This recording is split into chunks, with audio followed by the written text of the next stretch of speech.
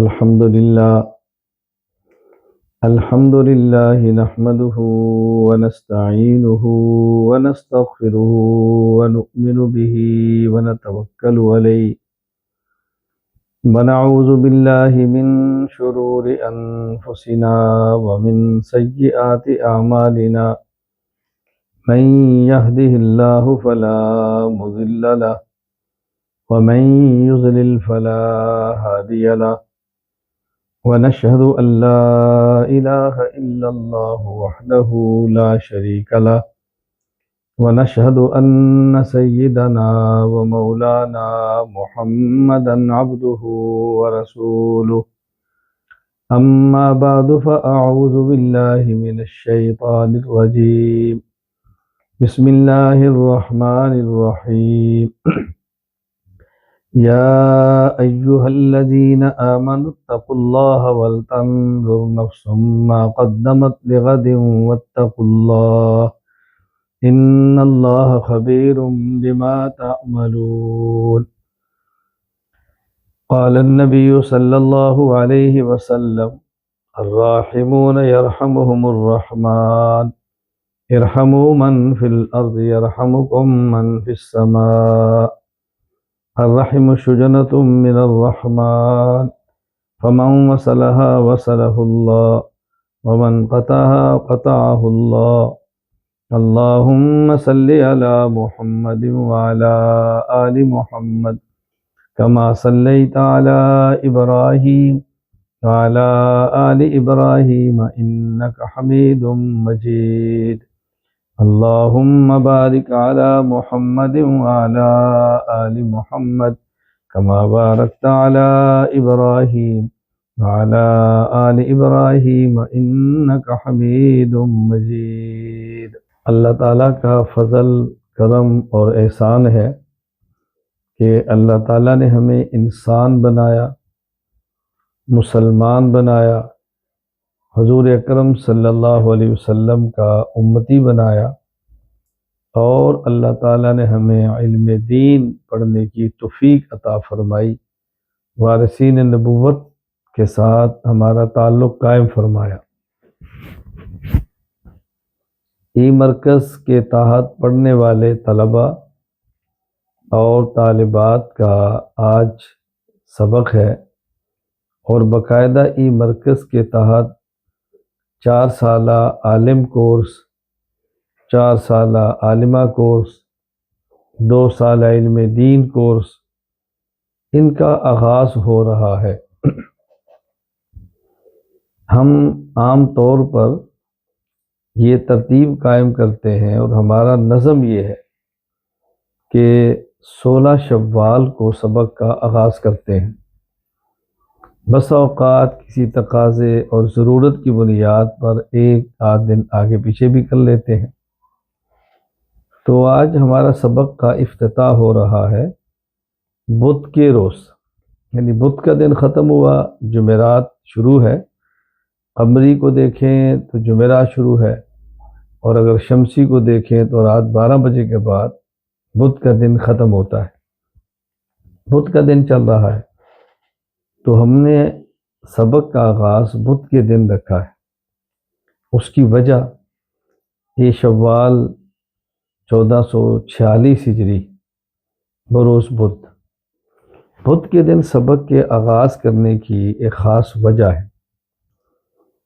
نہ بدھ کے دن سبق کا آغاز کرنا ضروری ہے، نہ بدھ کے دن سبق کا آغاز کرنا کوئی ایسا مسئلہ ہے کہ اگر اس کا اہتمام نہ کیا جائے تو کوئی گناہ ہوگا، لیکن ہمارے اکابر کا معمول ہے، اور ہم نے خود جب پڑھا ہے تو زمانہ طالب علمی میں دیکھا کہ ہمارے اکثر اساتذہ کرام اس بات کا اہتمام فرماتے تھے کہ سبق کا آغاز بدھ کے دن کر دیا جائے۔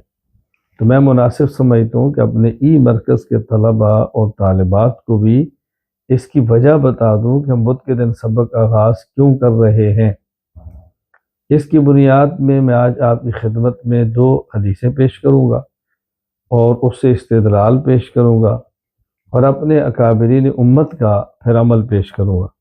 حدیث نمبر 1، امام ابو الحسن مسلم بن حجاج القشیری النشاپوری رحمہ اللہ تعالی، وفات 261 ہجری، صحیح مسلم حدیث نمبر 2789۔ حضرت ابو ہریرہ رضی اللہ تعالیٰ عنہ فرماتے ہیں رسول اکرم صلی اللہ علیہ وسلم نے میرا ہاتھ پکڑا، یعنی ابو ہریرہ کا۔ اخذ رسول اللہ صلی اللہ علیہ وسلم بیدی فقال، پھر آپ نے ارشاد فرمایا خلق اللہ عز وجل التربۃ یوم السبت، اللہ تعالیٰ نے ہفتہ کے دن زمین کو، مٹی کو پیدا فرمایا۔ خلق فیہ الجبال یوم الاحد، اور اس زمین میں اتوار کے روز پہاڑوں کو پیدا فرمایا۔ وخلق الشجر یوم الاثنین، پیر سموار کے دن درختوں کو پیدا فرمایا۔ وخلق المکروہ یوم الثلاثاء، اور وہ چیزیں جو انسان کو طبعا ناگوار گزرتی ہیں منگل کے روز ان کو پیدا فرمایا۔ وخلق النور یوم الاربعاء، اور بدھ کے دن نور کو پیدا فرمایا۔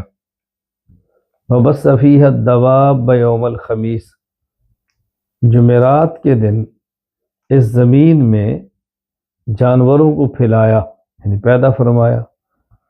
وخلق آدم علیہ السلام بعد العصر من یوم الجمعہ فی آخر الخلق فی آخر ساعت من ساعات الجمعہ فیما بین العصر الی اللیل، اور جمعہ کے دن عصر کی نماز کے بعد مخلوقات میں سے سب سے آخری مخلوق جن کو پیدا فرمانا تو اس وقت عصر کے بعد جمعہ کے روز آخری گھڑی، ہفتہ کی رات شروع ہونے سے پہلے، اس کا معنی ہے کہ مغرب کے قریب حضرت آدم علیہ السلام کو پیدا فرمایا۔ یہ حدیث مبارک صحیح مسلم میں ہے۔ اس حدیث سے استدلال فرماتے ہوئے امام نور الدین ابو الحسن علی بن محمد بن عراق الکنانی الشافعی رحمہ اللہ تعالی، وفات 963 ہجری، تنزیہ الشریعت المرفوعہ عن الاحادیث الشنیعۃ الموضوعہ میں فرماتے ہیں بل اولا ان یلحظ فی ذلک ما فی الصحیح من ان اللہ عز وجل خلق النور یوم الاربعاء، بدھ کے دن کوئی مبارک اور اچھا مشغلہ شروع کرنا ہو، جس طرح ہم سبق شروع کرتے ہیں، تو اس کے لیے بہترین یہ ہے کہ اس حدیث کو بنیاد بنایا جائے جو کہ صحیح مسلم میں ہے کہ اللہ تعالیٰ نے نور کو بدھ کے دن پیدا فرمایا۔ اس کی وجہ فرمایا اس لیے والعلم نور، علم بھی نور ہے، تو جب نور بدھ کے دن پیدا فرمایا تو اس کا معنی علم بھی بدھ کے دن پیدا فرمایا۔ والعلم نور فیتفاعل لتمامہ ببدایتہ یوم خلق النور اذ یأبی اللہ الا ان یتم نورہ کما قال جل شانہ۔ ہم جب بدھ کے دن علم کو شروع کریں گے، علم نور ہے، تو گویا ہم نے بدھ کے دن اس نور کا آغاز کیا۔ اور اللہ تعالیٰ قرآن کریم میں فرماتے ہیں کہ اللہ تعالیٰ اپنے نور کو مکمل فرماتے ہیں، تو ہمیں اس سے خوشحالی ملتی ہے کہ اللہ تعالیٰ ہمارے اس سبق کو، اس درس کو انشاءاللہ العزیز مکمل فرما دیں گے، اس کو تمام فرما دیں گے۔ حدیث نمبر 2، حضرت امام ابو عبداللہ احمد بن حنبل البغدادی رحمہ اللہ، وفات 241 ہجری، مسند احمد حدیث نمبر 14603، حدیث نمبر 14603۔ حضرت جابر بن عبداللہ رضی اللہ تعالیٰ عنہ فرماتے ہیں رسول اکرم صلی اللہ علیہ وسلم نے مسجد الفتح میں دعا کی۔ مسجد الفتح اس سے مراد وہ جگہ ہے کہ جہاں نبی پاک صلی اللہ علیہ وسلم نے غزوہ خندق کے موقع پر دعا کی اور آپ کی دعا کو اللہ نے قبول فرمایا، اور اس جگہ پہ عمر بن عبدالعزیز رحمہ اللہ نے مسجد تعمیر کروائی جس کا نام مسجد الفتح ہے۔ تو یہ مطلب ہے کہ مسجد الفتح میں دعا فرمائی۔ اور آپ نے دعا 3 دن فرمائی، یوم الاثنین و یوم الثلاثاء و یوم الاربعاء، پیر، منگل اور بدھ کو۔ فاستجیب لہ یوم الاربعاء بین الصلاتین، 2 نمازوں کے درمیان، یعنی ظہر عصر کے درمیان بدھ کے دن اللہ نے آپ کی دعا کو قبول فرما لیا۔ فعرف البشر فی وجہہ، اس دعا کی قبولیت کی خوشی رسول اکرم صلی اللہ علیہ وسلم کے مبارک چہرہ سے محسوس ہوتی تھی۔ حضرت جابر رضی اللہ عنہ فرماتے ہیں، فلم یزل بی امر مہم غلیظ الا تبخیت تلک الساعہ فادعو فیہا فعارف الاجابہ، مجھے جب بھی کوئی اہم مسئلہ پیش آتا تو میں بھی بدھ کے دن ظہر کے بعد اس وقت کا انتخاب کرتا، اللہ سے دعا مانگتا، تو میں بھی اپنی دعا کو قبول ہوتے ہوئے محسوس کرتا۔ اس حدیث پاک سے استدلال کیا ہے مولانا ابو الحسنات عبدالحی لکھنوی حنفی رحمہ اللہ، وفات 1304 ہجری، الفوائد البہیہ فی تراجم الحنفیہ، فرماتے ہیں فاستفید من هذا الحدیث ان فی الاربعاء ساعتین یجاب فیہا الدعاء، اس حدیث سے یہ بات معلوم ہوتی ہے کہ بدھ کے دن ایک ایسی گھڑی ہوتی ہے جس میں دعا کو قبول کیا جاتا ہے۔ فمن ثم استحب ان یبدأ السبق فیہا، اس وجہ سے مستحب یہ ہے، بہتر ہے کہ سبق کو اس دن شروع کیا جائے۔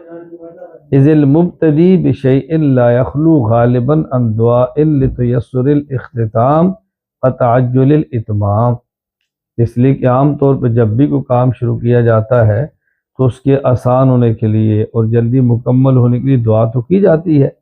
فیجاب دعاؤہ فی ذلک اليوم فیتم، اور اس دن میں دعا قبول ہوتی ہے تو امید ہے کہ اللہ تعالیٰ اس کام کو مکمل فرما دیں گے۔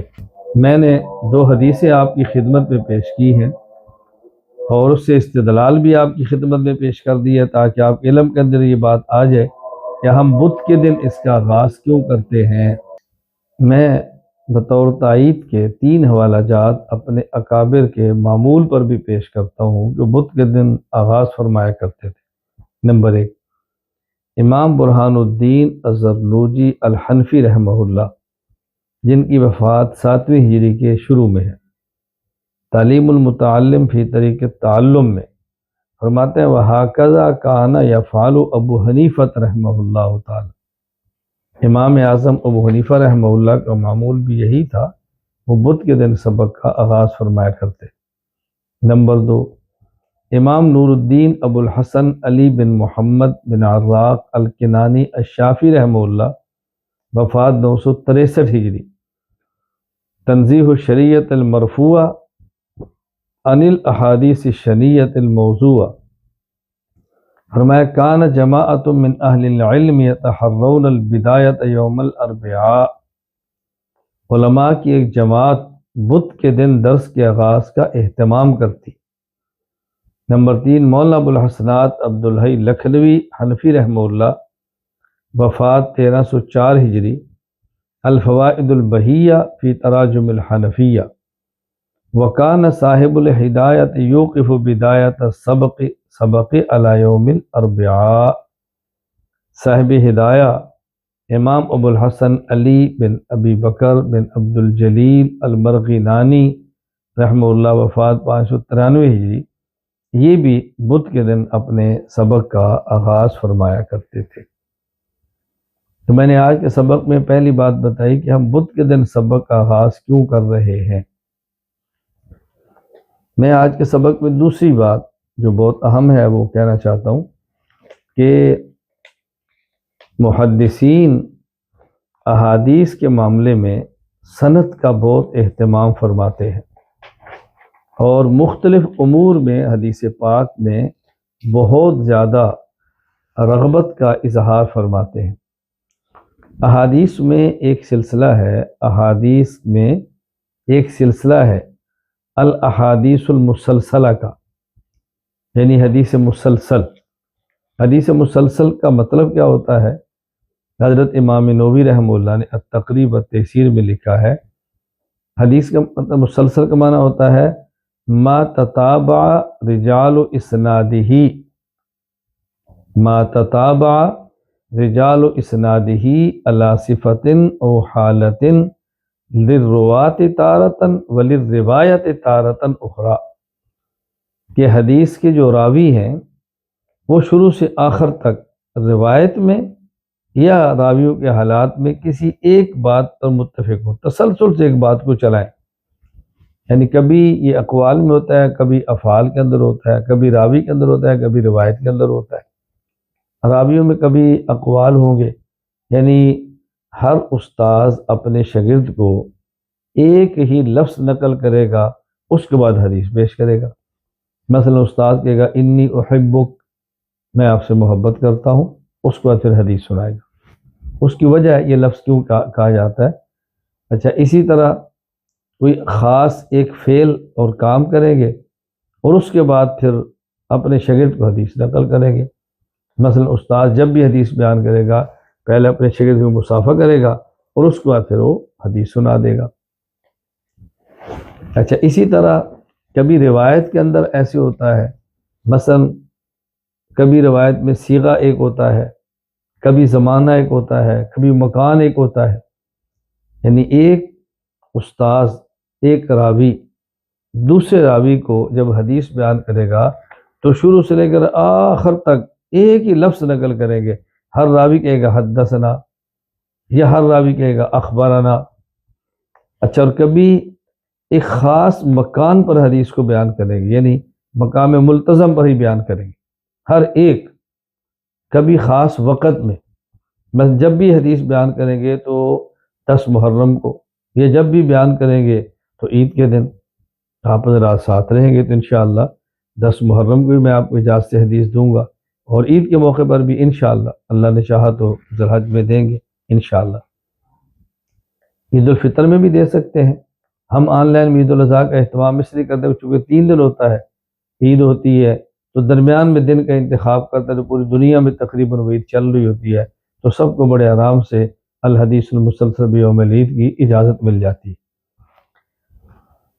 احادیث مسلسلہ کی کئی قسمیں ہیں، مثلا الحدیث المسلسل بالاولیت، الحدیث المسلسل بالمحبہ، الحدیث المسلسل بالمصافحہ، الحدیث المسلسل بالتشبیک، الحدیث المسلسل بیوم العاشورہ، الحدیث المسلسل بیوم العید، الحدیث المسلسل بقراءۃ سورۃ الصف، الحدیث المسلسل بالفقہاء الحنفیہ، کئی اس کی قسمیں ہیں۔ ان میں ایک قسم ہے الحدیث المسلسل بالاولیت۔ اس کا معنی کیا ہے کہ کسی بھی محدث نے کسی بھی دوسرے محدث سے، یعنی اپنے استاد سے پہلی حدیث یہی سنی ہوتی ہے، اسے کہتے ہیں الحدیث المسلسل بالاولیت۔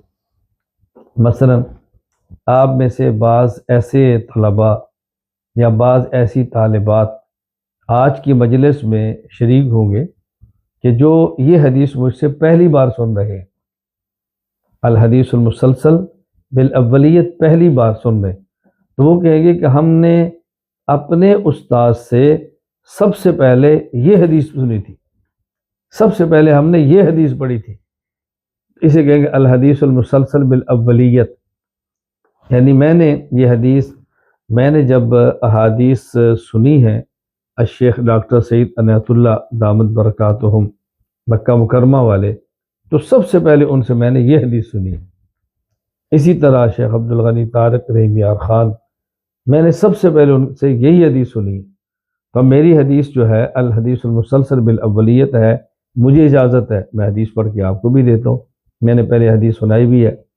عبداللہ بن عمرو بن عاص رضی اللہ عنہ فرماتے ہیں رسول اللہ صلی اللہ علیہ وسلم نے فرمایا الراحمون یرحمہم الرحمن، رحم کرنے والوں پر رحمان بھی رحم کرتا ہے۔ اللہ اکبر۔ ارحموا من فی الارض یرحمکم من فی السماء، تم رحم کرو ان پر جو زمین میں ہے اور تم پر آسمان کرے گا جس کی حکومت آسمانوں میں بھی ہے۔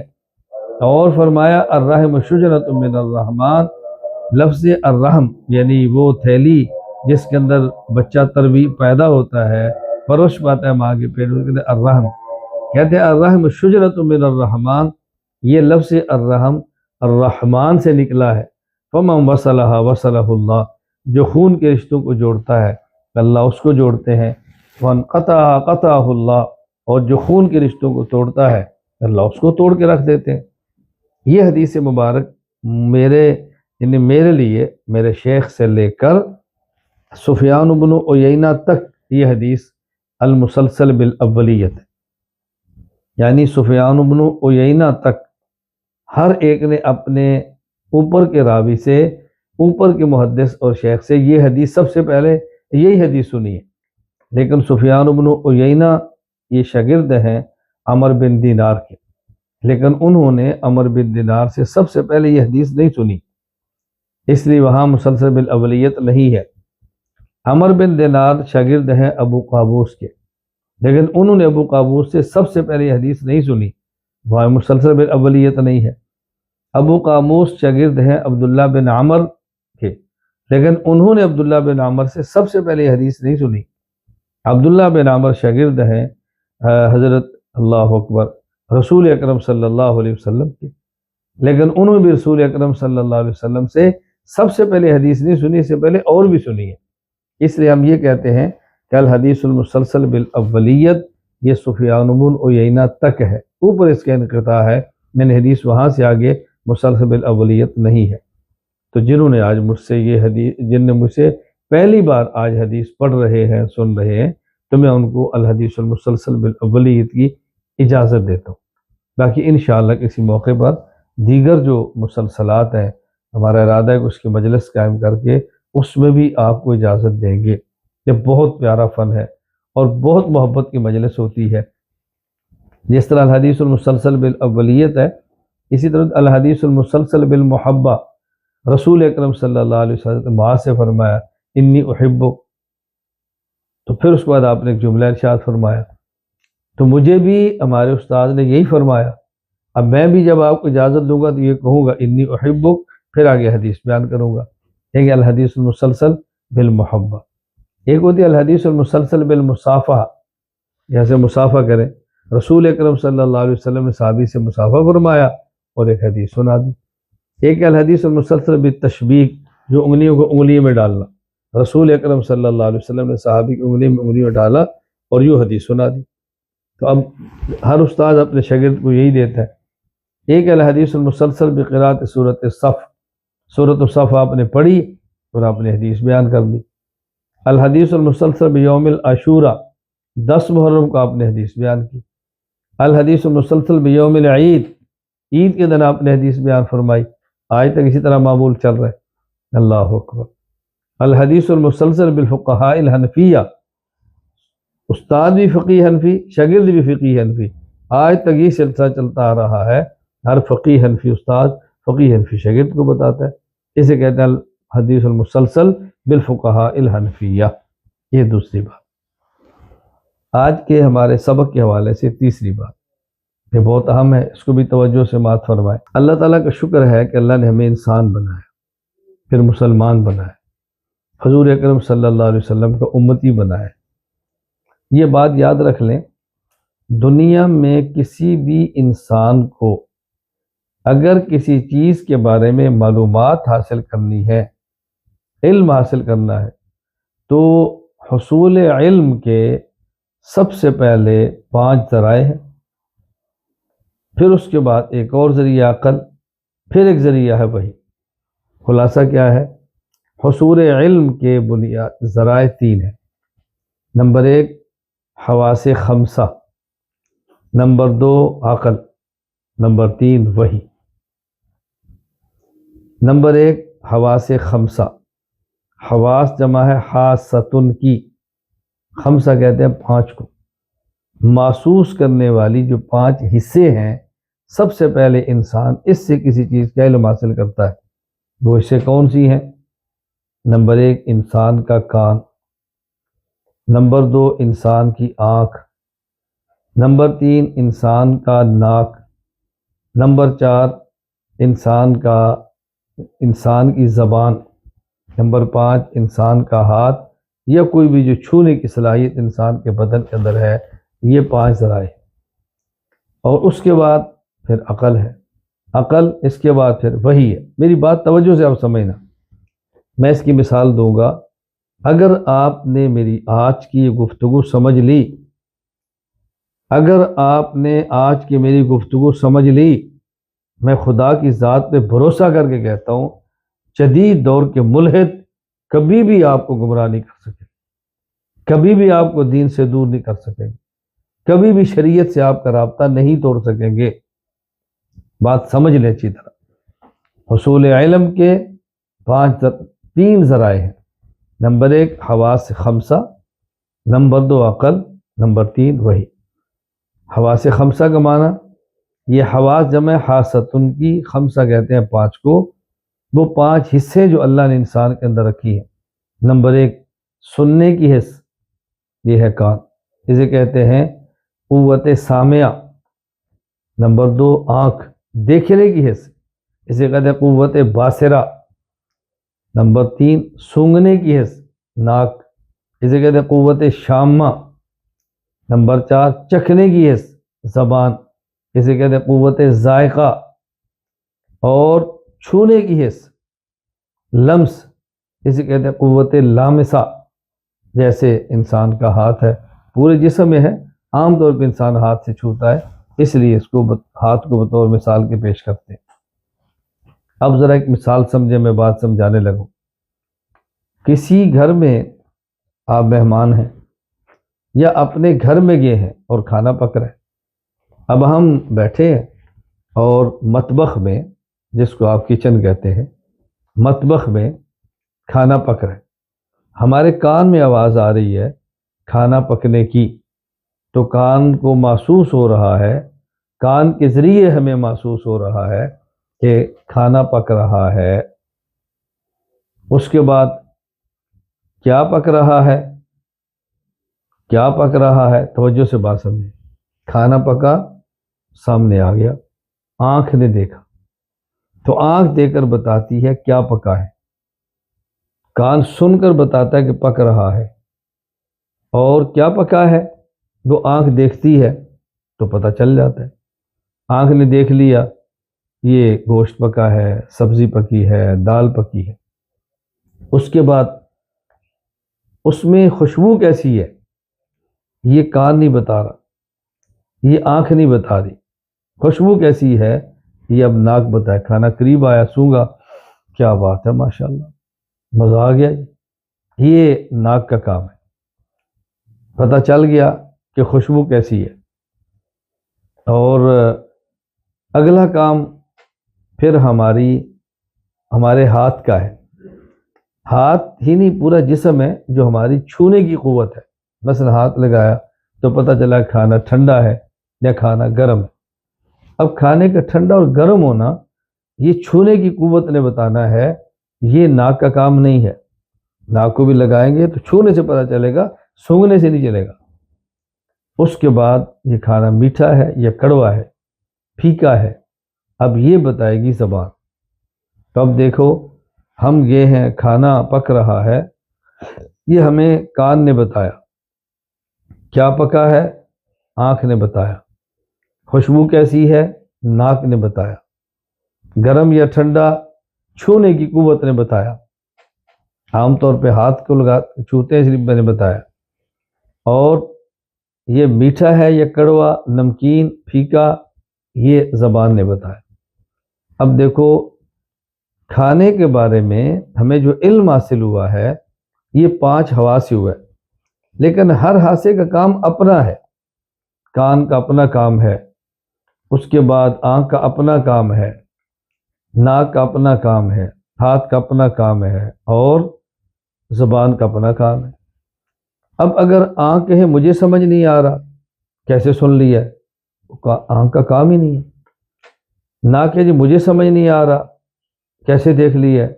یہ ناک کا کام ہی نہیں ہے۔ ہاتھ کہے جی کیسے سونگا ہے، مجھے سمجھ نہیں آ رہا، یہ ہاتھ کا کام ہی نہیں ہے۔ اور زبان کہے یا ہاتھ کہے جی زبان نے کیسے بتایا میٹھا کڑوا ہے، یہ باقی اعضاء کا کام نہیں ہے. تو ہر حس کا، ہر قوت کا، ہر عضو کا اپنا اپنا کام ہے. اس کو دوسرے سے معلوم کرنا یا دوسرے کی بنیاد پہ فیصلہ کرنا یہ حماقت اور بیوقوفی ہے. اس کے بعد اگلا مرحلہ شروع ہو جاتا ہے کہ یہ جو کھانا پکا ہے یہ کھانا مفید ہے، یہ کھانا مضر ہے، یہ فائدہ مند ہے، یہ نقصان دہ ہے، اس کے فوائد کیا ہیں. یہ ان 5 حواس کا کام نہیں ہے، یہ کام عقل کا ہے. یہ کام عقل کا ہے. کان، آنکھ، ناک، زبان اور ہاتھ کے دائرے سے نکل گیا. میری بات اچھی طرح سمجھیں. مفید ہے یا نقصان دہ یہ عقل بتائے گی. اب عقل کا یہ فیصلہ کرنا یہ مفید ہے یا نقصان دہ ہے یہ ان 5 اعضاء کی قوت کے خلاف نہیں ہے، یہ 5 قوا کے مخالف نہیں ہے، لیکن ان سے ماورا ہے، ان سے بلند ہے. ایک ہوتا ہے ایک قوت کا دوسری قوت کے مخالف ہونا، ایک ہوتا ہے ایک قوت کا دوسری قوت سے بلند ہونا، دونوں میں فرق ہے. تو جہاں تک عقل کی رسائی ہے وہاں تک ان کی رسائی نہیں ہے. ان کے دائرے سے معاملہ نکل گیا، مفید یا نقصان دہ ہے، اب یہ عقل کا دائرہ شروع ہو گیا. اگلا مرحلہ کہ یہ کھانا حلال ہے یا حرام ہے، یہ کھانا پاک ہے ناپاک ہے. اب یہ عقل کے دائرے سے نکل گیا، یہ ہمیں وحی نے بتانا ہے. تو کسی چیز کو حلال یا حرام کہنا یہ عقل کے مخالف نہیں ہے، یہ عقل کے دائرے میں نہیں ہے، یہ وحی بتائے گی. ہاں لیکن وحی سے سمجھ اس کو آئے گی جس کے اندر عقل ہوگی. عقل نہیں ہوگی تو وحی کی بات سمجھ نہیں آئے گی. اچھی طرح بات سمجھیں. اسی طرح یہ جو حواس سے بندہ محسوس کرتا ہے یہ تبھی ہوتا ہے جب انسان کے اندر شعور اور عقل ہو. اگر یہ شعور کی طاقت سے محروم ہو جائے تو ان اعضاء سے بھی ان کو چیزوں سے کچھ فائدہ نہیں ہوتا. تو 5 اعضاء سے علم حاصل ہوتا ہے وہ جو ان کے دائرہ کار میں ہے. جو ان کے دائرہ کار سے نکلتا ہے وہ عقل سے حاصل ہوتا ہے، جو عقل کے دائرے سے نکلتا ہے وہ وحی سے حاصل ہوتا ہے. اب اس کا معنی کیا ہوا کہ وحی سے حاصل ہونے والا علم یہ عقل کے خلاف نہیں ہوتا، یہ عقل سے بلند و بالا ہوتا ہے، عقل سے ماورا ہوتا ہے. یہ نقطہ آپ سمجھیں گے. کوئی دنیا کا ملحد آپ کو خراب نہیں کر سکتا، شریعت سے توڑ نہیں سکتا. یہ اس لیے خراب ہو رہا ہے کہ آپ نے اس کو نیچے رکھا ہوا.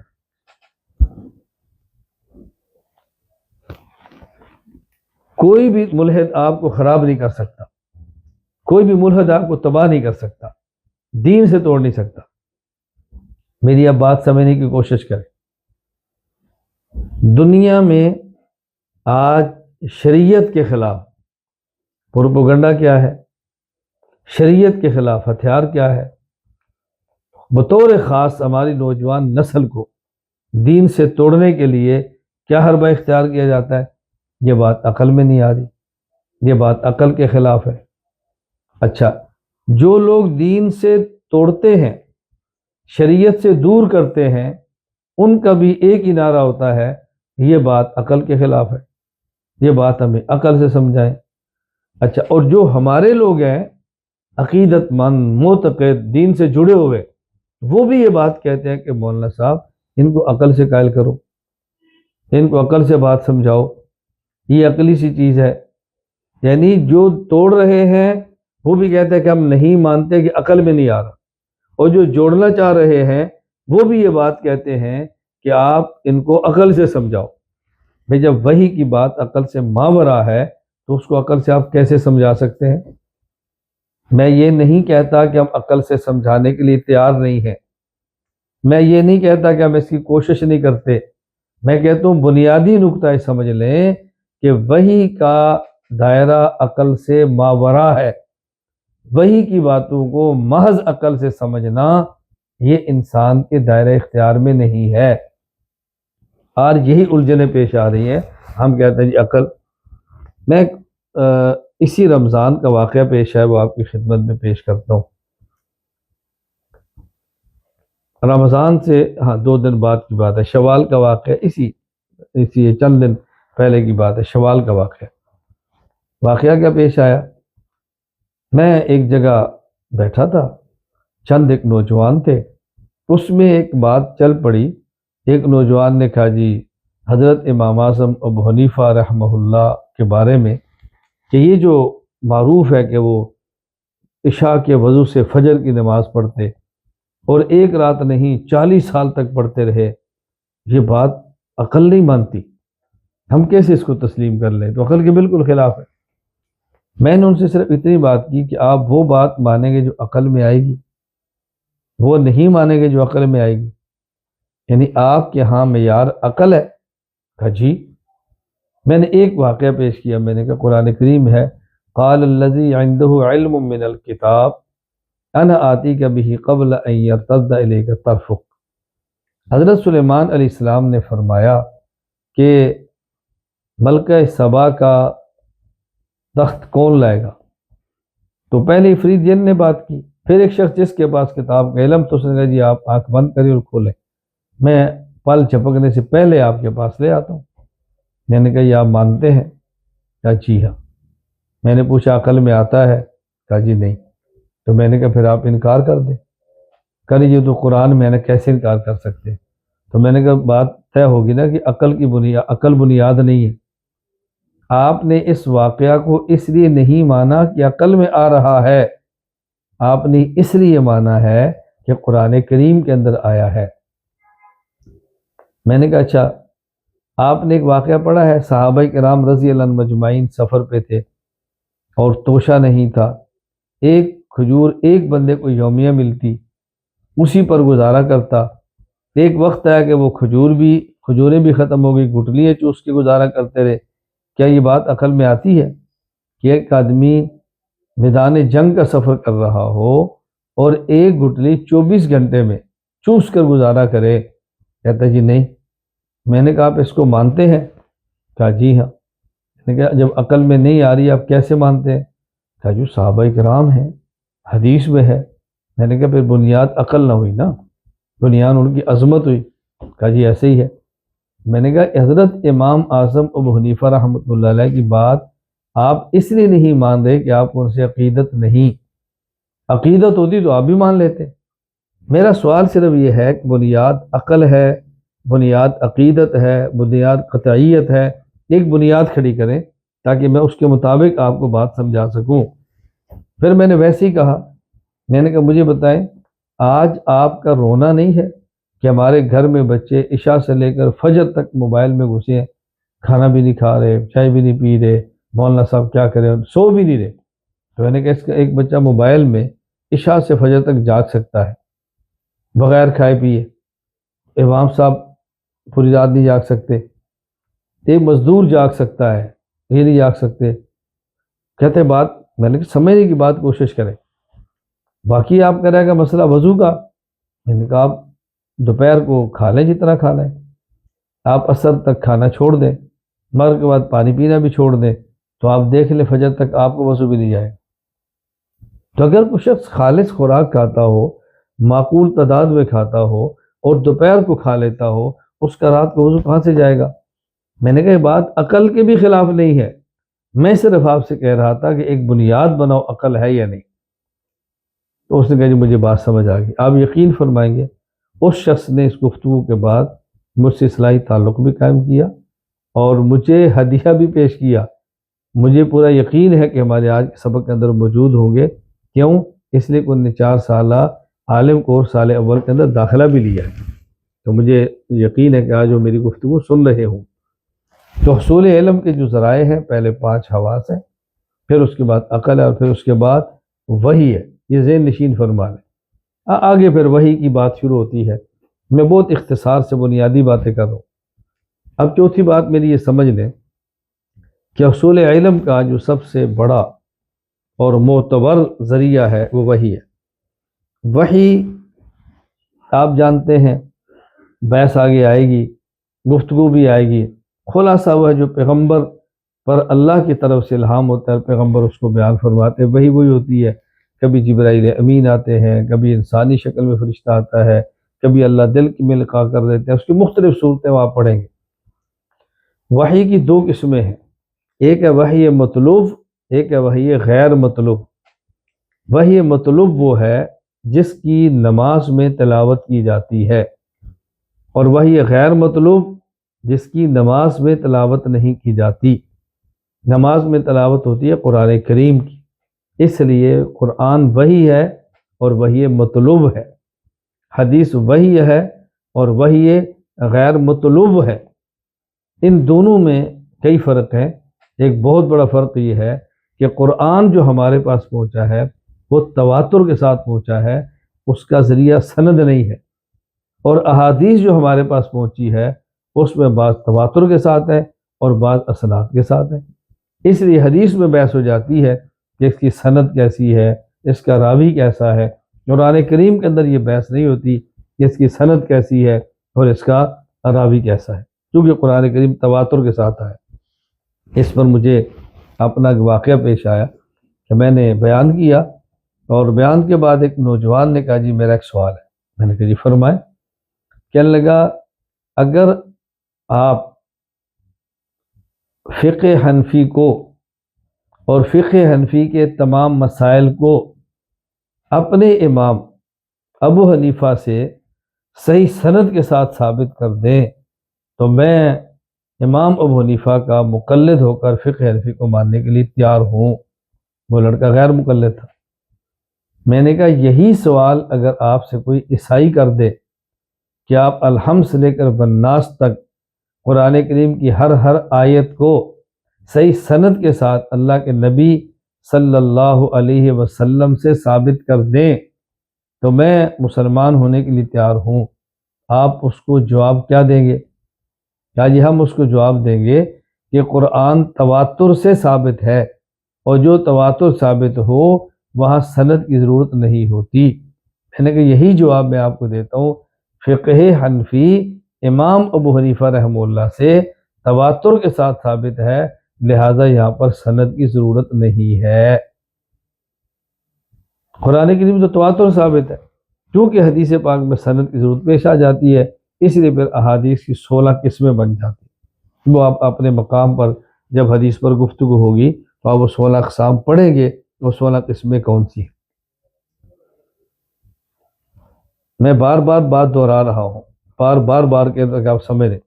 حصول علم کا ذریعہ حواس خمسہ ظاہرہ، نمبر 2 عقل، نمبر 3 وحی۔ پھر وحی کی دو قسمیں، وحی مطلوب اور وحی غیر مطلوب۔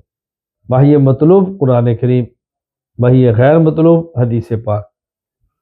اصل علم یہ ہے قرآن کریم کا اور اس کے بعد حدیث پاک۔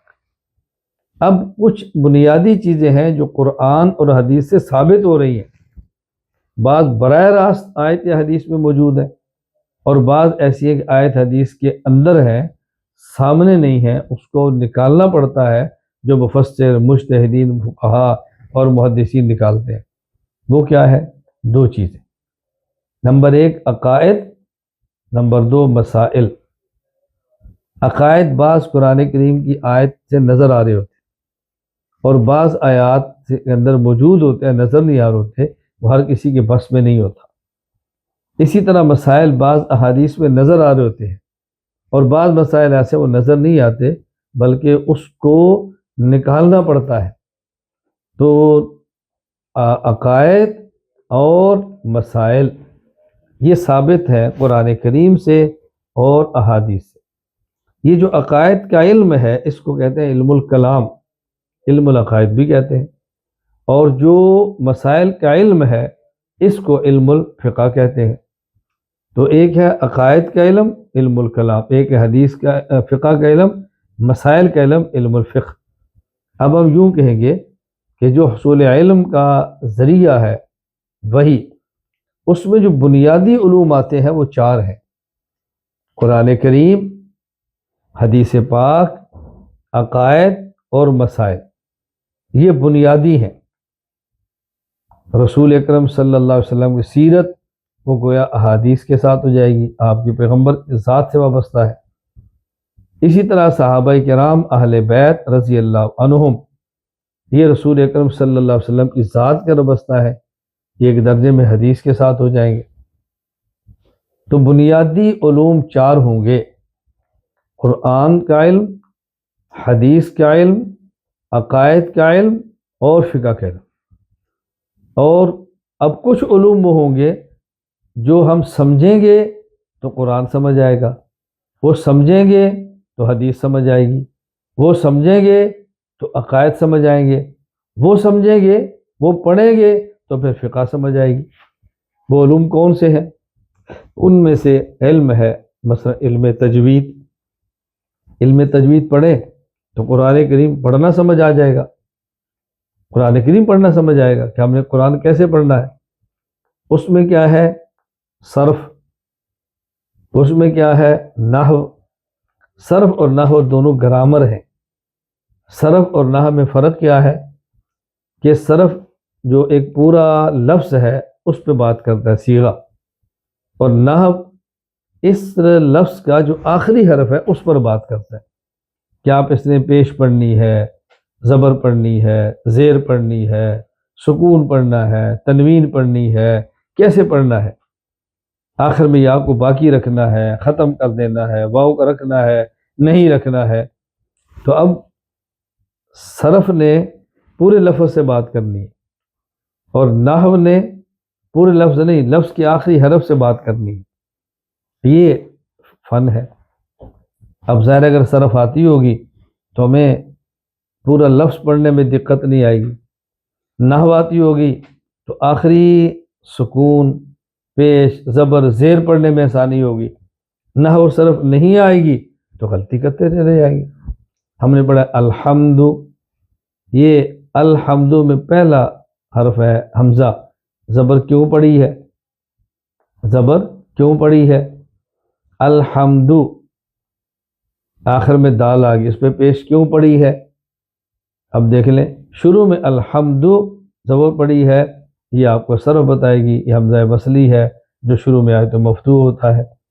آخر میں دال ہے، یہ آپ کو نحو بتائے گی کہ یہ مبتدا ہے اور مبتدا کے آخر میں پیش ہوتی ہے۔ الحمد للہ رب العالمین۔ میں صرف ایک مثال دے رہا ہوں، یہ صرف اور نحو آئے گی تو پھر آپ نے کئی بار دیکھا ہوگا، مسجد میں آپ جاتے ہیں یا کہیں تلاوت سنتے ہیں تو اس میں امام صاحب پڑھ دیتے ہیں ایاک الحمد للہ رب العالمین الرحمن الرحیم، لیکن جب ان دونوں کو ملا کر پڑھتے ہیں الحمد للہ رب العالمین الرحمن الرحیم، اب یہ حمزہ ختم ہو گیا، زبر ختم ہوگی۔ کیوں ختم ہوئی؟ اب یہ گرامر آتی ہوگی تو سمجھ آئے گی۔ ایاک نعبد و ایاک نستعین اہدنا الصراط المستقیم، جب ملا کر پڑھتے ہیں ایاک نعبد و ایاک نستعین نہدنا الصراط المستقیم، اب جس کو گرامر نہیں آتی اس کو اشکال ہو جائے گا کہ یار حافظ صاحب کو قرآن نہیں آ رہا، یہ کیا پڑھ رہے ہیں، یہ انہوں نے کیسے پڑھا ہے۔ یہ میں ایک مثال دے رہا ہوں جو عام ہمارے ہاں ہر بندے کو صورت آتی ہے، میں نے اس کا ذکر کیا۔ سورہ اخلاص ہر بندہ پڑھتا ہے، قل هو اللہ احد اللہ الصمد، ملا کر پڑھیں گے قل هو اللہ احد اللہ الصمد۔ اب جس کو گرامر نہیں آتی وہ کہے کہ نون تو لکھا ہوا نہیں ہے، یہ مولانا صاحب نے نون کہاں سے نکال دیا، ان نے تو قرآن غلط پڑھ دیا ہے۔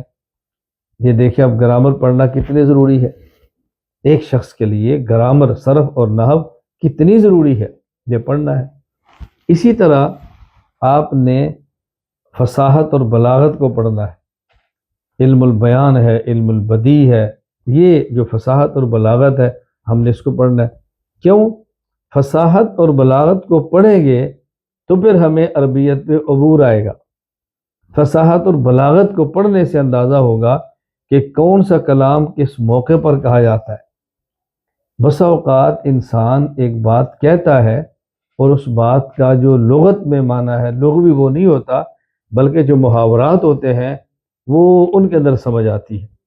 تو یہ وہ بندہ جس نے عربی ادب کو پڑھا ہے فصاحت اور بلاغت کو پڑھا ہے، اس کو اندازہ ہوگا کہ یہ ایک لفظ ہوگا، اس لفظ کے کئی معنی ہو سکتے ہیں۔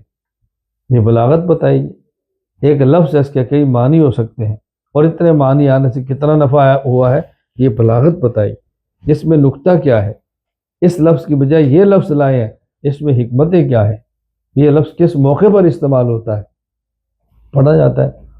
بلکہ ہمارے ہاں تو زمانہ جاہلیت کے جو شاعر تھے، اسلام سے پہلے گزرے ہیں، ان کے کلام کو بھی پڑھا جا رہا ہے، اور بس اوقات بظاہر وہ کلام شاعرانہ، عاشقانہ اور بڑا فوش قسم کا ہوتا ہے، اس سے بھی گزرتے ہیں۔ کیوں؟ مقصد وہ کلام کو پڑھنا ہوتا ہے، لفظ پڑھنے ہوتے ہیں، عربیت دیکھنی ہوتی ہے، تو یہ عربی ادب بھی پڑھنا ہے، فصاحت اور بلاغت کو بھی پڑھنا ہے۔ اسی طرح جب ہم نے قرآن کریم اور وحی کو پڑھنا اور سمجھنا ہے، اور ہم نے عقائد پر بات کرنی ہے، تو ہم نے منطق بھی پڑھنی ہے۔ کیوں؟ منطق کا تو معنی ہی بولنا ہے، منطق سے بولنے کا سلیقہ آتا ہے، منطق سے آدمی کو قوت دلیل پر قدرت آتی ہے، منطق پڑھنے سے انسان کی زبان تیز ہوتی ہے، اور وہ لوگ جو منطق پڑھ کے اسلام پر اعتراض کرتے ہیں، آپ منطق پڑھ کے ان کو جواب دیں گے۔ دیکھیں کتنی عجیب بات ہے کہ آج وہ لوگ جو یہ بات کہتے ہیں کہ جی انگریزی میں کام کرنا ہے تو انگریزی زبان سیکھو، وہی لوگ کہتے ہیں منطق کی ضرورت نہیں۔ تو جو منطق پڑھ کے منطقی انداز میں اعتراض کر رہا ہے، آپ کو منطق آئے گی تو منطقی انداز میں جواب دیں گے نا۔ یہی وجہ ہے کہ آپ دیکھ رہے ہیں، آپ کانوں سے سن رہے ہیں کہ جو لوگ منطق کی مخالفت کرتے ہیں اور منطق کے پڑھنے کو جرم سمجھتے ہیں، جب انہی پر قرآن، حدیث، عقائد، فقہ، اپنے اکابرین کے بارے میں اعتراضات کر دیے جائیں تو وہ جواب دینے پر قدرت نہیں رکھتے۔ کیوں؟ ان کی منطق کمزور ہوتی ہے، انہوں نے منطق پڑھی نہیں ہوتی، تو بعض تو منطق کی دشمنی تک اتر آتے ہیں۔ مجھے اس پر ایک واقعہ یاد آیا کہ ہم پڑھتے تھے، اور یہ غالباً 5ویں سال درس خامسہ تھا، اس میں ایک ہمارے ایک استاذ تھے، وہ اب دنیا میں نہیں رہے، اللہ ان کے درجات بلند فرمائے، بہت قابل تھے، بہت ذہین تھے، بہت متقی تھے، میں واقعتاً ان کے علم اور فضل و کمال سے متاثر ہوں۔ ایک مرتبہ انہوں نے سبق میں منطق کی مخالفت کی، اور انہوں نے فرمایا کہ ہم تو منطق ہم نے تو نہیں پڑھی، یعنی پڑھی تھی معمول کی، زیادہ نہیں پڑھی، ہم نے تو نہیں پڑھی، ہم تو پھر بھی یہ ہدایہ پڑھا لیتے ہیں۔ تو اس کے بعد ہمارے استاذ تھے جن سے ہم نے منطق پڑھی تھی، تو میں نے، وہ بھی زندہ ہے، اللہ ان کی عمر میں برکت دے، تو میں نے ان سے پوچھا سبق میں نے کہا استاد جی بعض لوگ کہتے ہیں کہ ہم نے منطق نہیں پڑھی، ہم تو پھر بھی کتاب پڑھا لیتے ہیں۔ تو بڑا پیارا مسکراتے ہوئے جواب دیا، بہت پیارا، حالانکہ منطقی تھے، معقولی تھے، فلسفی تھے، لیکن علم و تقوی کا پہاڑ تھے۔ مسکراتے فرمانے لگے اگر منطق پڑھی ہوتی تو اور اچھا پڑھا لیتے، اگر منطق پڑھی ہوتی تو اور اچھا پڑھا لیتے۔ تو میں آج تک اس جواب کی لذت سے محظوظ ہوتا ہوں کہ کیا استاد جی نے بات فرمائی تھی۔ اللہ میں یہ باتیں سمجھنے کی توفیق عطا فرمائے۔ بعض باتیں استاد ایسی لذیذ فرماتے ہیں کہ سارا سال گزر جاتے ہیں اور بندے کو اس کی لذت محسوس ہوتی رہتی ہے۔ ہمیں جب یہ استاذوں نے بات فرمائی تو یہ بات ہے 1989 کی، اور آج دیکھیں 2025 ہو گیا، کتنے سال گزر گئے، اور میں آج تک اس کی لذت کو محسوس کر رہا ہوں، آج تک اس کی لذت کو محسوس کر رہا ہوں، تقریباً 34-35 سال گزر گئے۔ تو میں یہ عرض کر رہا تھا، اب فرق سمجھیں، قرآن کریم، حدیث پاک، عقائد اور فقہ۔ اب ہم کہیں گے قرآن کا علم، حدیث کا علم، اس کے اندر علم تفسیر، علم حدیث سب آئیں گے۔ عقائد کا علم، علم الکلام، فقہ کا علم، علم الفقہ، اصول تفسیر، اصول حدیث، اصول فقہ، اصول عقائد اس کے اندر شامل ہیں۔ یہ وہ علوم ہیں جو اصل ہیں اور بلند ہیں، ان کو ہم کہتے ہیں علوم عالیہ، علوم بلند اور مقصد۔ اور یہ جو علوم ہیں، صرف، نحو، منطق، یہ علوم وہ ہیں کہ جو علوم عالیہ ہیں۔ پہلے تھا علوم عالیہ عین سے، علوم بلند، یہ ہے عالیہ، آلتن سے یعنی ذریعہ ہے۔ تو اصل علوم قرآن، حدیث، عقائد اور فقہ ہے۔ یہ صرف، نحو، منطق، فصاحت، عربی ادب، یہ علوم عالیہ ہے۔ تو ہم نے علوم عالیہ کو لینا ہے علوم عالیہ تک پہنچنے کے لیے۔ ان علوم عالیہ میں ایسے نہیں گم ہونا کہ ہم ان علوم کو چھوڑ دیں، یہ وہاں تک پہنچنے کے لیے ہیں، قرآن، حدیث، فقہ، عقائد کو سمجھنے کے لیے۔ تو آپ طلباء نے، آپ طالبات نے قرآن کریم، حدیث پاک، عقائد اور فقہ، ان چار کو اصل بنیاد سمجھنا ہے، اور ان کے لیے صرف، نحو، منطق، فصاحت و بلاغت، آپ نے ان کو بھی پڑھنا ہے، چھوڑنا نہیں، یہ انہی کے لیے ہے۔ تو جس بندے کو یہ چیزیں آتی ہیں نا وہی سمجھ سکتا ہے، جس کو نہیں آتی وہ نہیں سمجھ سکتا۔ میں ایک مثال دیتا ہوں، جن نے منطق پڑھی ہے وہ میری بات کو سمجھیں گے اور محظوظ ہوں گے، اور جنہوں نے منطق کو نہیں پڑھی وہ بات کو نہیں سمجھیں گے لیکن محظوظ ہوں گے۔ بس اوقات بندے کو بات سمجھ نہیں آتی لیکن پھر بھی اتنا کم از کم احساس ہوتا ہے کہ بات علمی ہوئی ہے۔ میں ایک واقعہ سناتا ہوں۔ مجھے ایک شخص نے سوال کیا، اور بڑا معقولی لڑکا تھا، طالب علم تھا۔ مجھے اس نے سوال یہ کیا کہ آپ یہ بتائیں کہ اجماع حجت شرعیہ ہے، اس کی دلیل کیا ہے؟ آپ کہتے ہیں اجماع حجت شرعیہ ہے، اس کی دلیل کیا ہے؟ میں نے کہا اجماع کے حجت ہونے کی دلیل قرآن کریم سورۃ النساء آیت نمبر 115 ہے، وَمَن يُشَاقِقِ الرَّسُولَ مِن بَعْدِ مَا تَبَيَّنَ لَهُ الْهُدَىٰ وَيَتَّبِعْ غَيْرَ سَبِيلِ الْمُؤْمِنِينَ نُوَلِّهِ مَا تَوَلَّىٰ وَنُصْلِهِ جَهَنَّمَ وَسَاءَتْ مَصِيرًا۔ مجھے کہتے ہیں یہ آیت قرآن ہے؟ میں نے کہا جی ہاں۔ کہتے ہیں اس کی دلیل کیا ہے؟ میں نے کہا امت کا اجماع، اجماع امت سے ثابت ہے۔ اب آپ کا علمی ذوق ہو تو میری بات آپ کو سمجھ اور آپ کو مزہ آئے، اور آپ نے منطق پڑھی ہو تو آپ اس سوال کا جواب دینا ہے۔ تو مجھے کہتے ہیں میں نے پوچھا اجماع حجت شرعیہ ہے، دلیل؟ آپ نے قرآن کی آیت پڑھ دی۔ میں نے پوچھا یہ قرآن ہے، دلیل؟ آپ نے کہا اجماع امت۔ اس کا معنی ہے اجماع کا حجت ہونا موقوف ہو گیا قرآن پر، اور اس قرآن کا قرآن ہونا موقوف ہو گیا اجماع پر۔ تو یہ تو منطق کی اصطلاح میں دور ہے، دور تو باطل ہوتا ہے۔ تو میں نے ان سے فوراً کہا کہ یہ دور نہیں، آپ کو دور کی تعریف نہیں آتی۔ دور کا معنی ہوتا ہے توقف الشیء علی ما یتوقف علیہ ذالک الشیء من جہت واحدہ۔ ایک چیز دوسری پر موقوف ہو، دوسری پہلی پر موقوف ہو، اور موقوف ہونے کی جہت ایک ہو تو پھر دور ہوتا ہے۔ جب جہت بدلتی ہے تو پھر دور نہیں ہوتا۔ میں نے کہا تاریخ قطبی میں لکھی ہے، منطق کی کتاب میں دیکھیں، جیسے باپ اور بیٹا، بیٹا موقوف ہے باپ پر، باپ موقوف ہے بیٹے پر، یہ دور نہیں ہے، یہ دور نہیں ہے۔ کیا مطلب؟ بیٹا موقوف ہے باپ پر اپنے وجود میں، باپ نہیں ہوگا تو بیٹے کو وجود کیسے ملے گا؟ باپ موقوف ہے بیٹے پر وجود میں نہیں، باپ کہلوانے میں، بیٹا نہیں ہوگا تو ابا کون کہے گا؟ تو باپ بیٹے پر موقوف ہے باپ وجود میں، اور بیٹا باپ پر موقوف ہے وجود میں، اور باپ بیٹے کے موقوف ہے باپ کہلوانے میں۔ اسی طرح اجماع قرآن پر موقوف ہے حجت شرعیہ ہونے میں، اور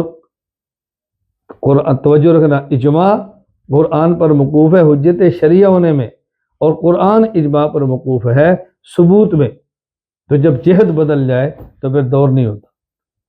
یقین فرمائیں، مجھے وہ لڑکا کہنے لگا اگر آپ سے میری ملاقات نہ ہوئی ہوتی تو میں غیر مقلد ہو جاتا۔ میں نے اتنی جگہوں پر یہ سوال پوچھا ہے لیکن مجھے اس کا کبھی جواب نہیں ملا۔ میں اس پر ایک واقعہ اور سناتا ہوں۔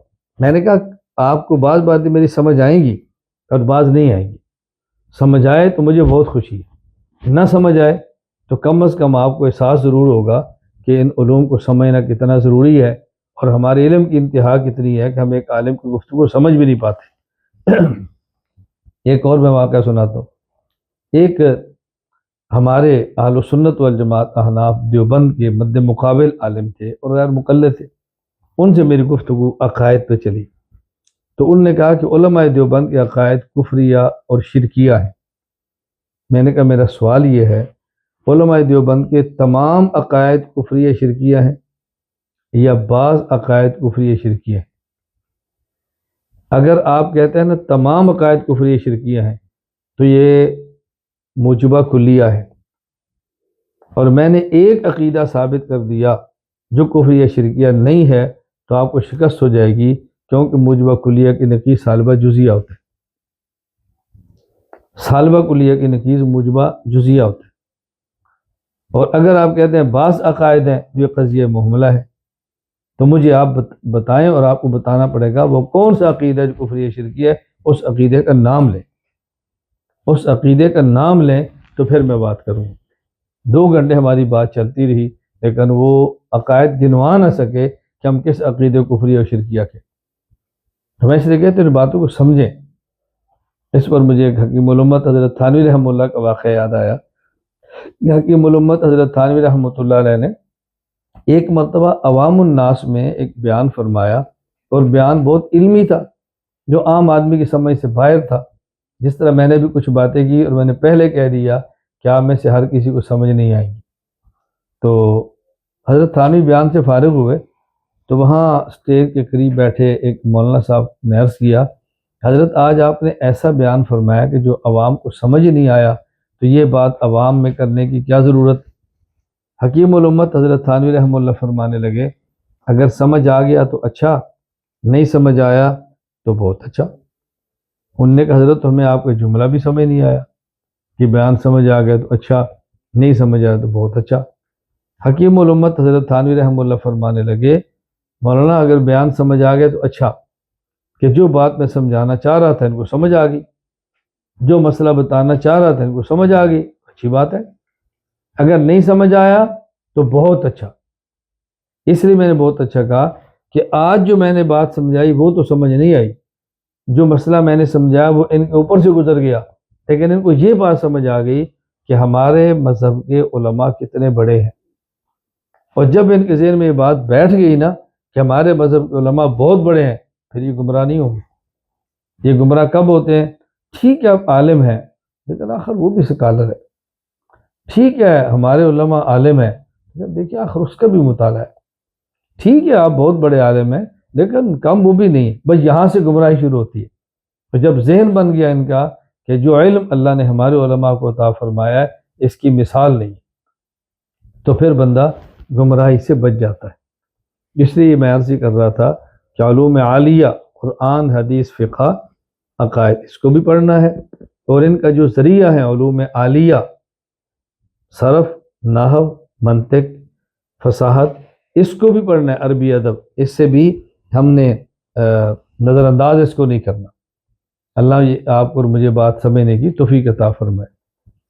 اب میں آپ کو ایک بات اور کہتا ہوں، 5ویں بات، یہ بھی اچھی طرح سنیں۔ آپ سے جو ہماری گفتگو ہو رہی ہے آپ سے جو ہماری گفتگو ہو رہی ہے یہ آن لائن ہے، آف لائن نہیں ہے۔ آف لائن کا معنی کیا ہوتا ہے کہ بغیر ان وسائل کے جو دور کے لیے استعمال ہوتے ہیں، ایک جگہ پر بیٹھ کے استاد پڑھائے اور شاگرد پڑھے۔ آن لائن کا معنی استاد کہیں، شاگرد کہیں، اور وسائل کے ذریعے بات ان تک پہنچے، یہ آن لائن۔ تو آپ آن لائن ای مرکز کے طلباء اور طالبات ہیں، آپ کی تعلیم آن لائن ہو رہی ہے، اور جب ہم نے شروع کیا تو بہت سارے حضرات کو خدشات تھے، آن لائن کا فائدہ نہیں ہوتا، یہ کابر کا طرز نہیں ہے، اور استاد کی صحبت نہیں ہے، دور آ کر کیسے فائدہ ہوگا، بہت سارے اشکالات ہیں۔ لیکن وقت نے ثابت کیا، اور وقت کے ساتھ یہ بات کھل کر آ گئی کہ آن لائن کی افادیت بہت زیادہ ہے، اور میں نے اس پر بڑی تفصیل سے بات کی ہے، سارے شکوک و شبہات کو میں نے دور کیا ہے الحمدللہ۔ اور میرے اللہ کا بہت بڑا کرم ہے کہ جو لوگ آن لائن تعلیم کے مخالف تھے اور اس بنیاد پر مجھے اچھا نہیں سمجھتے تھے، آج وہ آن لائن تعلیم کو کروا رہے ہیں، وہ آن لائن تعلیم پہ آ چکے ہیں، اور جو مخالفت کرتے ہیں میں ان کا مخالف نہیں ہوں، وہ مخلص ہیں، وہ نیک ہیں، ان کے خدشات اور شبہات ہیں، جب وہ ختم ہو جائیں گے تو ہم سے آگے نکل کر وہ آن لائن کا نظام تعلیم بنائیں گے، ایسا نہیں کہ پیچھے ہٹیں گے۔ آن لائن تعلیم کی فائدیت کو سمجھیں۔ میں اس پر 2-3 باتیں کہنا چاہتا ہوں جو بہت بنیادی ہیں۔ نمبر 1، ہمارے بعض حضرات خواتین کے متعلق یہ پوچھتے ہیں، ایک خاتون نے عالم بن کے بیان نہیں کرنا، اس نے ممبر پہ نہیں بیٹھنا، اس نے فتوے نہیں دینے، تو پھر وہ کیوں عالمہ بنے؟ میں نے کہا اس اشکال کی بنیاد ہی غلط ہے۔ عالم اس لیے نہیں بنا جاتا کہ فتوے دے، عالم کی بنیاد صرف یہ نہیں کہ ممبر پر بیٹھے، عالم بننے کی بنیاد صرف یہ نہیں ہے کہ مسائل بتائے، عالم بننے کی پہلی بنیاد یہ ہے کہ اس کو شریعت کا پتہ ہو اور شریعت کے مطابق عمل کرے۔ علم سے مقصود خود شریعت پر عمل کرنا ہے، یہ پہلا مقصد ہے۔ دوسرا مقصد یہ ہے کہ لوگوں کو بھی بتا دیں۔ تو کیا مردوں کی طرح خواتین کی ضرورت نہیں ہے وہ شریعت پہ عمل کریں؟ اگر یہ خواتین علم شریعت نہیں پڑھیں گی تو بطور خاص جو خواتین کے اپنے مسائل ہیں وہ کن سے پوچھیں گی؟ اس لیے ہم کہتے ہیں خود پڑھیں، خواتین سے پڑھیں اور اپنے علم کو مضبوط کریں، پختہ کریں، دین کو سمجھیں۔ ایک بات۔ دوسری بات، ہمارے بہت سارے احباب یہ بات فرما دیتے ہیں کہ میری عمر لمبی ہو گئی ہے، عمر بڑی ہو گئی ہے، میں اس عمر میں اب کیا پڑھوں گا؟ میں نے کہا رسول اکرم صلی اللہ علیہ وسلم پر جب پہلی وحی اقرأ بسم ربک الذی خلق نازل ہوئی تو آپ کی عمر 40 سال تھی۔ آپ کے پہلے شاگرد، بلکہ اس سے بڑھ کر آپ کی پہلی شاگردہ حضرت خدیجہ رضی اللہ تعالی عنہا ہیں، جن کی عمر اس وقت 55 سال تھی۔ آپ کے پہلے شاگرد حضرت ابو بکر صدیق رضی اللہ عنہ، جن کی عمر اس وقت 38 سال ہے۔ یہ تو میں پہلی مثال دے رہا ہوں، ایک پیغمبر اور ساتھ امتی عورت اور امتی مرد، اور اگر آپ ساتھ علی المرتضیٰ رضی اللہ تعالیٰ عنہ کو دیکھ لیں تو جب اللہ کے نبی پر وحی نازل ہوئی تو بھی وہ بالغ نہیں ہیں، بچے ہیں۔ تو رسول اکرم صلی اللہ علیہ وسلم پر پہلی وحی آ رہی ہے، عورت 55 سال کی، مرد 38 سال کا، خود اللہ کے نبی 40 سال کے، ساتھ ایک بچہ ہے اور غلام حضرت زید آپ کے ساتھ ہے۔ تو یہ نہیں کہا جی میں تو غلام ہوں، حضرت علی نے نہیں کہا میں تو بچہ ہوں، حضرت خدیجہ نے نہیں کہا میں تو بڑی ہوں، صدیق اکبر نے نہیں فرمایا کہ میری عمر بڑھ گئی ہے، سب ساتھ۔ اس لیے یہ اشکال کہ ہماری عمر زیادہ ہے، یہ ایک فضول سا سوال ہے۔ آپ پڑھیں گے اس عمر کے اندر بھی علم آئے گا، پڑھیں اور پڑھتے پڑھتے فوت ہو جائیں۔ آپ 4 سال میں داخل لیں، اگر آپ سمجھتے ہیں کمزور ہیں پھر دوبارہ داخلہ لیں، دوبارہ پڑھ لیں۔ میرے علم میں کئی علماء ہیں، آج بھی ایک عالم نے مجھ سے رابطہ کیا اور 8 سال پڑھنے کے بعد کیا کہ میں سمجھتا ہوں مولانا صاحب کچھ کمزوریاں رہ گئی ہیں تو میں دوبارہ پڑھنا چاہتا ہوں، اس کے بارے میں آپ فرمائیں میں کہاں داخلہ لوں؟ ایک 8 سال پڑھنے کے بعد بھی دوبارہ پڑھنے کے لیے تیار ہے، آپ کو کیا اشکال ہے؟ پھر اگلے سال پھر داخلہ لے لیں۔ یہ بات سمجھیں۔ تیسری بات، ہمارے بہت سارے حضرات یہ اشکال کرتے ہیں کہ کتنے لوگ 8 سال تک مدرسے میں آف لائن پڑھتے ہیں اور آپ صرف 4 سال آن لائن پڑھاتے ہیں، تو ہم 4 سال آن لائن پڑھ کے آف لائن 8 سال کی طرح کیسے ہوں گے؟ میں نے کہا بات سمجھیں، جو آف لائن پڑھنے کے لیے جاتا ہے اللہ کے لیے پڑھتا ہے، کوئی شک کی بات نہیں ہے، لیکن عام طور پہ بھیجنے والے والدین ہوتے ہیں، تو وہ تو گیا والدین کی وجہ سے، اور یہ جو آن لائن میں بڑی عمر کا آیا ہے یہ تو والدین کی وجہ سے نہیں آیا۔ جو آف لائن گیا ہے آپ پوچھتے ہیں اس کی بورڈنگ کا کیا ہوگا، رہائش کیسی ہوگی، تربیت کیسی ہوگی، کوئی مسئلہ تو نہیں ہوگا؟ آپ کا تو مسئلہ کوئی نہیں ہے، کیا مسئلہ ہے؟ کچھ بھی نہیں۔ بات سمجھیں۔ پھر جو آف لائن پڑھنے کے لیے جا رہا ہے ان میں اکثر وہ ہیں کہ جن کی دنیاوی تعلیم نہیں ہے یا کم ہے، اور آپ جو آن لائن پڑھ رہے ہیں آپ میں سے اکثر وہ ہیں کہ جن کی تعلیم دنیاوی ہم پڑھانے والوں سے بھی زیادہ ہے۔ تو مجھے آپ بتائیں جو ماں باپ کی وجہ سے پڑھتا ہو، دنیاوی تعلیم بھی نہ ہو اور اس کے وسائل کا بھی مسئلہ ہو وہ، اور جو اللہ کے لیے اپنی خوشی سے پڑھے، دنیاوی تعلیم بھی ہو، وسائل کا مسئلہ بھی نہ ہو، ان دونوں میں کتنا فرق ہوگا؟ فرق یہ ہے کہ آپ 4 سال پڑھیں اور ہماری ترتیب پر پڑھیں، ہمارے نظم کے مطابق پڑھیں، ہمارے مزاج کے مطابق پڑھیں، پھر آپ کو اندازہ ہوگا کہ 4 سال پڑھنے کا فائدہ کیا ہے۔ نمبر 3، بہت سارے حضرات ہم سے پوچھتے ہیں کیا ہم 4 سالہ پڑھنے کے بعد تقریر بھی کر لیں گے، ہم بیان بھی کر لیں گے؟ بعض تو مجھے کہتے ہیں ہم آپ کی طرح بولنا شروع کر دیں گے، تو میں ان کو پھر مذاق میں کہتا ہوں بھائی 8 سال پڑھنے والا میری طرح نہیں بولتا، تو آپ 4 سال کے بعد میری طرح بولنا شروع کر دیں گے؟ میری طرح کیا ہوتا ہے؟ آپ کی طرح کیا ہوتا ہے؟ آپ کو بھی ہم بولنا شروع کر دیں گے؟ یعنی کہ بات اچھی طرح سمجھ لیں، کتنے علماء 8 سال آن لائن پڑھتے ہیں لیکن وہ خطابت کی صلاحیت نہیں رکھتے، تدریس کی صلاحیت ہوتی ہے، کوئی اور صلاحیت ہوتی ہے، تصنیف کی ہوتی ہے، خطیب نہیں ہوتے۔ تو اگر آپ 4 سال کے بعد خطیب نہ بن سکے تو کوئی الجھن تو نہیں ہے۔ میں یہ کہہ رہا ہوں سارے نہیں بنیں گے لیکن ان میں سے خطیب بھی بنیں گے، مدرس بھی بنیں گے، خانقاہوں کے پیر بھی بنیں گے۔ جو میری منشا ہے کہ میں پورے عالم میں ایسے ادارے قائم کرنا چاہتا ہوں جو عقائد کے لیے درسگاہ ہوں، مسائل کے لیے دارالفتہ ہوں اور تزکیہ کے لیے خانقاہ ہوں۔ انشاءاللہ ثم انشاءاللہ آن لائن پڑھنے والے علماء کے علاوہ یہ ای مرکز کے تحت آن لائن پڑھنے والے طلباء جو کل عالم بنیں گے یہ اس کام کو لے کر پورے عالم میں چلیں گے انشاءاللہ ثم انشاءاللہ۔ یہ میری باتیں اچھی طرح ذہن نشین فرما لیں۔ نمبر 5، بہت سارے حضرات یہ بات پوچھتے ہیں کہ ہم جب آن لائن پڑھنا چاہتے ہیں تو ہمارا وقت آپ کے ساتھ میل نہیں کھاتا، کچھ وقت کا فرق ہے۔ میں نے کہا اس کا ہم نے حل دیا ہے کہ آپ لوگ ریکارڈنگ سنیں، ہم آپ کو کتاب بھی PDF میں دیں گے اور آپ کو ریکارڈنگ بھی دیں گے۔ آپ جب فارغ ہو جائیں کتاب پڑھ لیں اور ریکارڈنگ کو سن لیں۔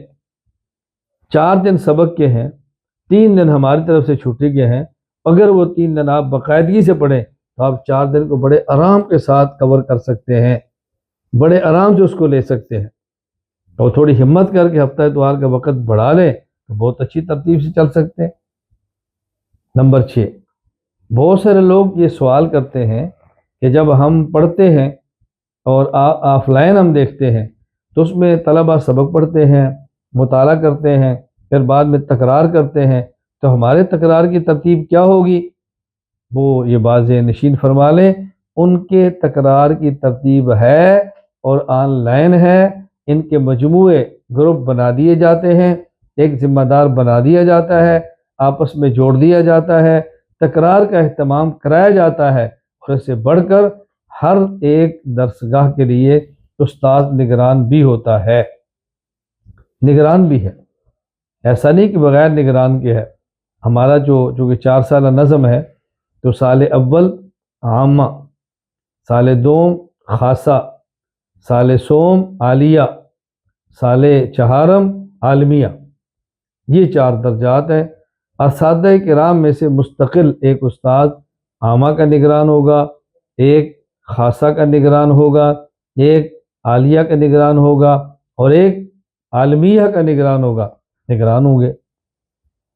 نمبر 6، بہت سارے حضرات ہم سے پوچھتے ہیں کہ اگر ہم آن لائن آپ کے پاس پڑھتے ہیں تو کیا ہمیں سند ملے گی، اور سند ہمیں کیسے ملے گی؟ وہ آن لائن واٹس ایپ کے ذریعے پہنچے گی یا بائی ڈاک پہنچے گی؟ میں نے کہا فکر نہ کریں، آپ کو دونوں طرح مل جائے گی۔ آپ پڑھ لیں، مکمل کر لیں، آپ کو جیسے سہولت ہوگی ہم ویسے آپ کو سند دیں گے۔ مستقبل میں ہمارا نظم مزید اچھا ہو جائے گا، ہم بھی اس میں ابھی کام کر رہے ہیں، سسٹم کو مزید اچھا کر رہے ہیں، لیکن آپ کے پاس سند پہنچ جائے گی، آپ اس کی فکر نہ کریں۔ بہت سارے حضرات پوچھتے ہیں کہ ہم عالم بن گئے تو ہماری دستار بندی ہوگی؟ ہم نے کہا آپ کی دستار بندی بھی ہوگی اور خواتین کی دوپٹہ پوشی بھی ہوگی، کیونکہ اردو بولنے والے مجموعی طور پہ یا ہندوستان سے ہیں یا پاکستان سے ہیں۔ پاکستان بھی ہمارا نظم موجود ہے، ہندوستان بھی موجود ہے، اور باقی ممالک کے اندر بھی ہمارا نظم بحمد اللہ تعالیٰ موجود ہے۔ ہر ملک کی دستار بندی بھی ہوگی، اور ہر ملک کی خاتون جو پڑے گی اس کی دوپٹہ پوشی بھی ہوگی۔ ہاں ہماری خواہش ہوگی ہمارے پاس آئیں تاکہ اپنے ہاتھوں سے ہم دستار بندی کریں، اور خواتین کی معلمات ان کی اندر مرکز کے اندر دوپٹہ پوشی کریں، ہم اس کا بھی اہتمام کریں گے۔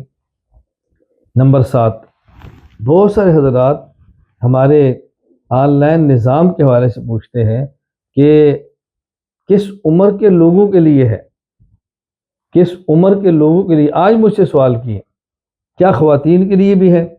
میں نے کہا الحمدللہ ہم نے ایک ایسا نظام بنایا ہے کہ جس میں آپ کا بچہ 6 سال سے لے کر اور جو عام طبی عمر 60-70 سال بنتی ہے، ہم نے ہر ایک کے لیے انتظام کیا، بچوں کا بھی، بچیوں کا بھی، مردوں کا بھی، عورتوں کا بھی۔ اور میں اس سے بڑھ کے ایک بات کہنے لگا ہوں، میں آج کے دن کی بات کر رہا ہوں، ہمارے آن لائن نظام تعلیم میں 4 سال کا بچہ بھی ہے اور 82 سال کا بزرگ بھی ہے۔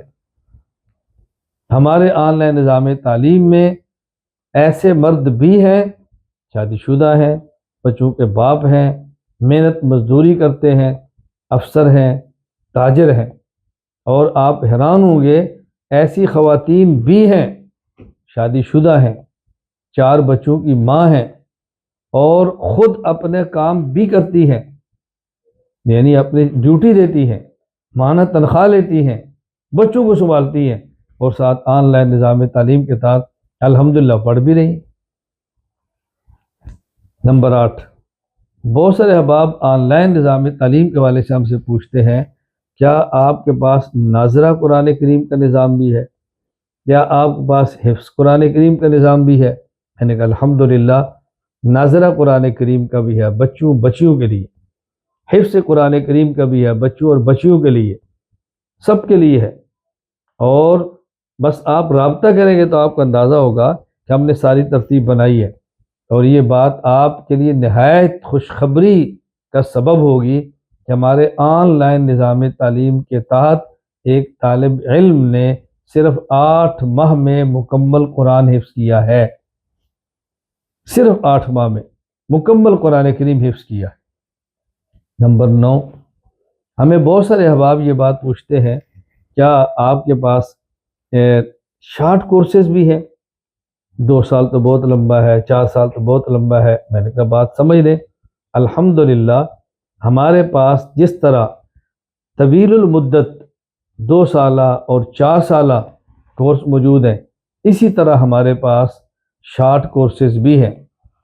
صراط مستقیم کورس مردوں کے لیے، عورتوں کے لیے 40 دن کا، نماز کورس، زکوٰۃ کورس، رمضان کورس، حج کورس، عمرہ کورس، میراث کورس، کتنے کورسز ہیں جن کا ہم نے باقاعدہ بحمد اللہ تعالی آغاز کیا اور وہ چل رہے ہیں۔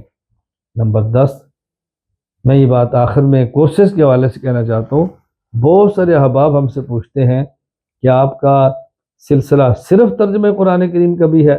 میں کہتا ہوں الحمدللہ مردوں کو پڑھانے کے لیے مرد، خواتین کو پڑھانے کے لیے خاتون، مردوں کے لیے معلم مرد، خواتین کے لیے معلمہ خاتون موجود ہیں۔ آپ صرف قرآن کریم کا ترجمہ پڑھنا چاہیں 1 گھنٹہ روزانہ دیں اور 1 سال کے اندر قرآن کریم کا ترجمہ پڑھیں۔ اللہ تعالیٰ مجھے بھی توفیق دے، اللہ تعالیٰ آپ کو بھی توفیق دے، ہمارے کام کرنے والے افراد کو بھی توفیق دے۔ میں نہایت اختصار سے آپ خدمت میں عرض کرتا ہوں، ای مرکز کے تحت ہمارے پاس نمبر 1 تعلیم القرآن کورس ہے 2 سالہ، بچوں کے لیے، بچیوں کے لیے۔ نمبر 2 ای مرکز کے تحت ناظرہ قرآن کریم اور حفظ قرآن کریم کا انتظام موجود ہے، بچیوں کے لیے معلمہ، بچوں کے لیے معلم مرد۔ نمبر 3 ترجمہ قرآن کریم کے لیے 1 سال کا ہمارے پاس ترجمہ کورس موجود ہے، مردوں کے لیے مرد استاد، خواتین کے لیے خاتون استاد۔ نمبر 4 ضروری دین پڑھنے کے لیے ہمارے پاس آن لائن 2 سالہ علم دین کورس ہے، مردوں کے لیے مرد استاد، خواتین کے لیے خاتون استاد۔ نمبر 5، مزید مکمل عالم بننے کے لیے ہمارے پاس 4 سالہ عالم کورس ہے۔ مردوں کے لیے 4 سالہ عالمہ کورس ہے، خواتین کے لیے مردوں کو مرد معلم پڑھاتے ہیں، خواتین کو خاتون معلمہ پڑھاتی ہے۔ ہاں، اگر کوئی ایسا سبق ہو جو دقیق، مغلق، مشکل، پیچیدہ یا ایسا علمی ہو کہ جو خواتین حل نہ کر سکیں، پھر وہاں آڈیو ترتیب پر باقاعدہ مرد استاد پڑھاتے ہیں، مرد کا لنک الگ ہوگا، خواتین کا الگ ہوگا۔ نمبر 6، جو عالم بن رہا تھا 5-6 سال پڑھ لیے، کسی وجہ سے 1 سال اس کا آخری رہ گیا، ان کے لیے، اور جو کئی سال پہلے عالم بن چکے ہیں اور اپنے علم کو تازہ کرنا چاہتے ہیں، ہم نے ان کے لیے 1 سالہ دورہ حدیث آن لائن شروع کرا دی ہے، وہ اس سے فائدہ اٹھا سکتے ہیں۔ نمبر 6، جو عالم ہیں اور تھوڑا وقت دے سکتے ہیں، ان کے لیے تخصص فی العقائد الاسلامیہ ہم نے شروع کی ہے۔ صرف ہفتے میں 2 دن، ہفتہ اتوار، شام کو 2 گھنٹے، ہفتہ کو شام کو 2 گھنٹے اتوار کو سبق ہوگا 1 سال۔ اور جو علماء زیادہ وقت دیں، ہم نے ان کے لیے نمبر 7، تخصص فی العقائد تخصص فی الافتاء شروع کرا دی ہے۔ ان کے لیے وقت ہے کہ وہ 3 گھنٹے صبح ہیں، 1 گھنٹہ شام کو ہے، 4 گھنٹے وہ دیں اور تخصص فی الافتاء کریں۔